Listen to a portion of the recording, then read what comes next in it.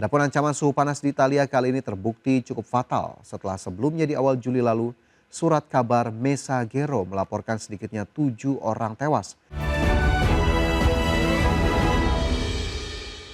Ya, kita ke informasi selanjutnya, pemirsa, dari Italia, di mana Kementerian Kesehatan Italia menetapkan 19 kota termasuk ibu kota Roma dalam status siaga tinggi akibat cuaca panas ekstrim yang melanda negeri pizza. Kategori siaga merah sekaligus menandakan bahwa suhu udara ekstrim telah berada pada tingkat yang membahayakan kesehatan tidak hanya bagi kelompok rentan seperti lansia dan anak-anak, namun juga individu berkondisi sehat.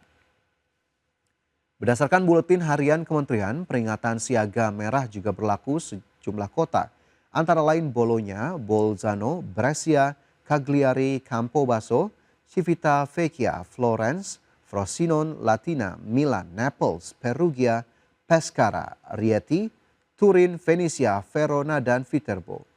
Guna mengantisipasi dampak buruk cuaca ekstrim ini, otoritas setempat mengimbau masyarakat untuk menghindari paparan langsung sinar matahari pada jam-jam dengan suhu tertinggi, membatasi aktivitas fisik di luar ruangan, serta mencukupi asupan cairan tubuh.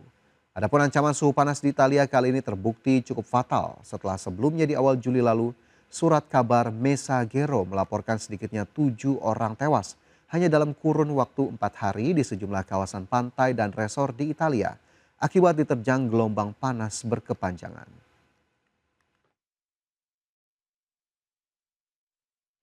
Pemirsa, Presiden Prabowo Subianto menegaskan perlunya inovasi dan terobosan untuk mempercepat pemenuhan kebutuhan perumahan bagi masyarakat.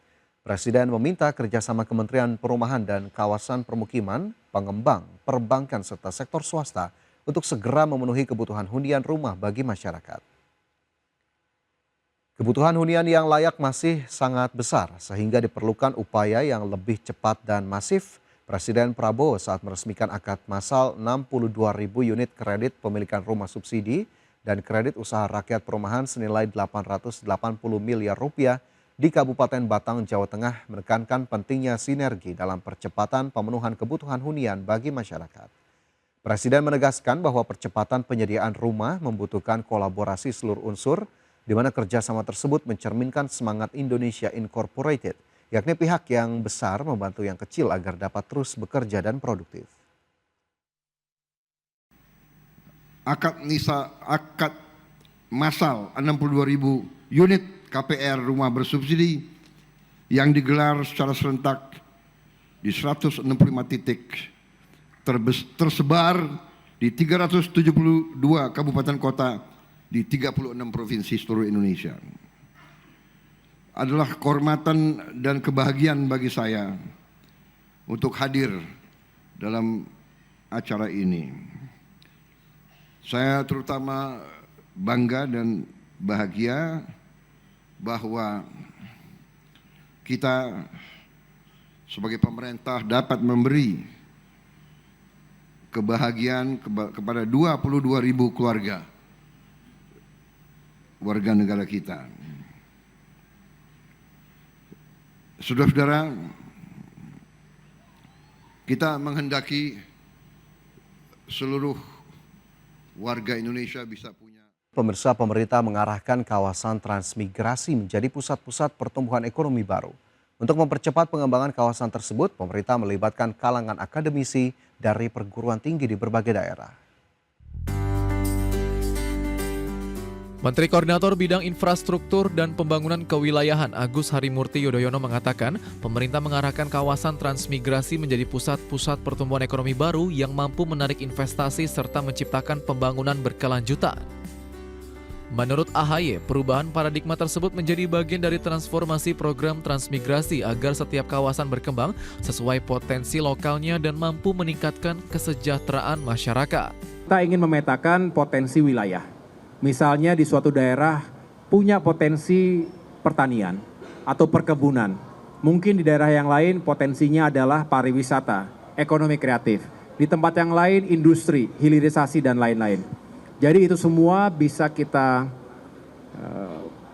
analisa dengan baik, kemudian dilaporkan langsung dari lapangan oleh para mahasiswa-mahasiswi tadi, dan memberikan masukan yang berarti bagi Kementerian Transmigrasi.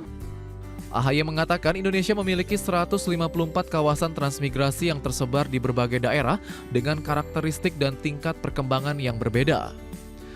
Untuk mempercepat pengembangan kawasan tersebut, pemerintah melibatkan kalangan akademisi melalui tim Ekspedisi Patriot 2026 yang terdiri atas sekitar 1.476 peserta dari perguruan tinggi di berbagai daerah. Dari Jakarta, Steven Patinama, Aulian Syah Ramadan, IDX Channel. Selanjutnya, pemirsa, Menteri Lingkungan Hidup Muhammad Jumhur Hidayat menilai penerapan prinsip Environmental, Social and Governance atau ESG telah berkembang menjadi investasi strategis yang mampu meningkatkan daya saing perusahaan di tengah persaingan global. Hal tersebut disampaikan Jumhur saat menghadiri IDX Channel Anugerah ESG 2026. Menurut Jumhur, pengelolaan aspek lingkungan, sosial, dan tata kelola yang baik dapat memberikan berbagai manfaat bagi perusahaan. Selain meningkatkan kinerja keuangan, implementasi ESG juga mampu memperkuat manajemen risiko, mendorong inovasi dan efisiensi operasional, serta memperluas akses terhadap sumber pendanaan melalui meningkatnya kepercayaan investor. Karena itu Jumhur menilai penerapan ESG perlu dipandang sebagai investasi jangka panjang yang mampu mengubah kepatuhan terhadap regulasi menjadi keunggulan kompetitif. Pasalnya dari berbagai hasil studi menunjukkan perusahaan dengan kinerja ESG yang kuat cenderung memiliki biaya modal yang lebih rendah, tingkat volatilitas yang lebih kecil serta daya saing yang lebih tinggi. Ini dunia telah bergerak jauh melampaui konsep kepatuhan terhadap regulasi lingkungan. ESG telah berkembang menjadi salah satu faktor utama dalam menentukan daya saing perusahaan di pasar global. Larry Fink, CEO BlackRock, perusahaan manajemen investasi multinasional asal Amerika Serikat yang juga merupakan pengelola aset terbesar di dunia, dalam surat tahunannya kepada para CEO menyampaikan bahwa climate risk is investment risk. Pernyataan tersebut menunjukkan bahwa risiko lingkungan kini dipandang sebagai risiko finansial. Investor global tidak lagi hanya menilai laporan laba rugi, tapi juga bagaimana perusahaan mengelola emisi karbon, tata kelola perusahaan, hubungan dengan masyarakat, human right atau hak asasi manusia, hingga transparansi pengambilan keputusan. Investor global semakin mengintegrasikan faktor ESG dalam proses pengambilan keputusan, karena perusahaan dengan tata kelola yang baik dinilai lebih mampu bertahan menghadapi krisis, memiliki risiko lebih rendah. Pemirsa, gelombang migrasi reguler kembali menghantam wilayah perbatasan selatan Eropa setelah ribuan migran yang sebagian besar pemuda asal Maroko nekat mempertaruhkan nyawa dengan berenang mengarungi laut menggunakan ban tiup dan pelampung demi mencapai Ceuta, wilayah enklave Spanyol di Afrika Utara. Situasi tersebut memicu tekanan serius terhadap otoritas dan masyarakat lokal.